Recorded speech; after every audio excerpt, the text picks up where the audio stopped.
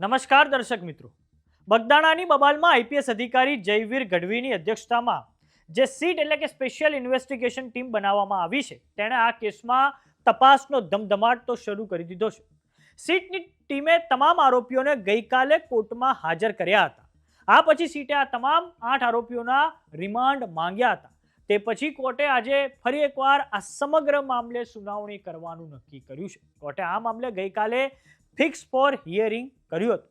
આજે ફરી સીટની ટીમ દ્વારા 8 આરોપીઓને કોર્ટમાં હાજર કરવામાં આવશે અને સીટની ટીમે આ સમગ્ર બાબતે જે એફઆઈઆર થઈ છે તેમાં કેટલીક નવી કલમ પણ ઉમેરી દીધી છે. આ સીટની રચના ત્યારે કરવામાં આવી હતી જ્યારે કોળી સમાજના આગેવાનોએ મુખ્યમંત્રી ભૂપેન્દ્ર પટેલને રજૂઆત કરવા પહોંચ્યા હતા અને પછી કોળી સમાજના આગેવાનોએ માંગણી કરી હતી કે આ સમગ્ર મામલે અમે ડીઆઈજી રેન્કના ઓફિસરની તપાસ માંગીએ છીએ, કાં તો પછી સ્પેશિયલ ઇન્વેસ્ટિગેશન ટીમ એટલે કે સીટની રચના કરવામાં આવે. અને આ પછી આ મુલાકાત થઈ ગયા પછી 3 કલાકની અંદર જ આઈપીએસ અધિકારી જયવીર ગઢવીની અધ્યક્ષતામાં સીટની ટીમ બનાવવામાં આવી હતી. તો હવે આ સમગ્ર તપાસને લઈને રિપોર્ટ રાજ્ય સરકારને સોંપવામાં તો આવ્યો જ છે. સાથે જ કોર્ટમાં પણ હવે સીટની ટીમ આ 8 આરોપીઓના રિમાન્ડ આજે માંગશે.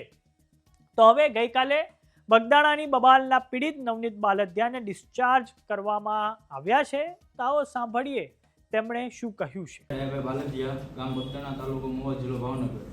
29 તારીખથી હું અહીંયા 29/12/2025 થી અહીંયા દાખલ છું. આજનો મારો 11મો દિવસ છે. 11 દિવસમાં તમામ ડૉક્ટર સ્ટાફનો મને સારો એવો રિસ્પોન્સ મળેલો છે તથા નર્સિંગ સ્ટાફનો ફૂલ સપોર્ટ મળેલો છે. ભાઈઓ તથા બહેનો તથા સાફ સફાઈ કર્મીનો સારો એવો મને રિસ્પોન્સ મળેલો છે. હનુમંત હોસ્પિટલમાં હું છેલ્લા 11 દિવસથી દાખલ છું. આજે મને રજા આપવામાં આવી છે. સારી રીતે મારી અહીંયા હનુમંત હોસ્પિટલની સારી એવી કામગીરી છે. સારી મારી આમ સેવા દરેક રીતે સારી કરેલી છે. એમાં હું ખુશ છું. દરેક દર્દીઓને હું એવું કરીશ, કોઈ પણને કાંઈ પણ તકલીફ હોય તો અહીંયા આવી એમની સારવાર કરાવે. અહીંયા સારામાં સારું છે. તો બગદાણાની બબાલ હવે ભાવનગર સુધી સીમિત ન રહેતા તે સમગ્ર ગુજરાતમાં ચર્ચાનો વિષય બની ગઈ છે.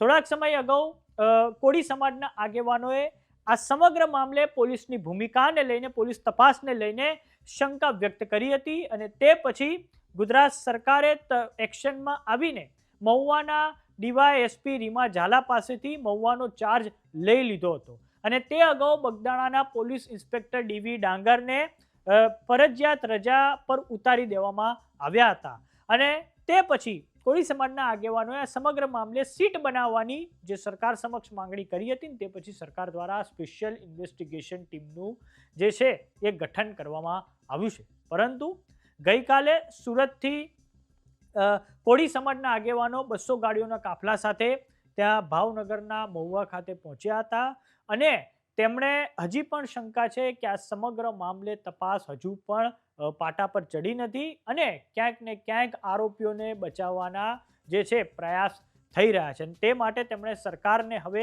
5 દિવસનું અલ્ટિમેટમ આપી દીધું છે. તો હવે આજે કોર્ટમાં આ સમગ્ર વિષયને લઈને સુનાવણી હાથ ધરવામાં આવશે અને સાથે જ સીટ દ્વારા 8 આરોપીઓના રિમાન્ડ માંગવામાં આવ્યા છે. તો આ રિમાન્ડમાં પછી ઘણા બધા જે બીજી વ્યક્તિઓ જે આ કેસ સાથે સંકળાયેલી છે તેમના પણ નામ ખુલી શકે છે.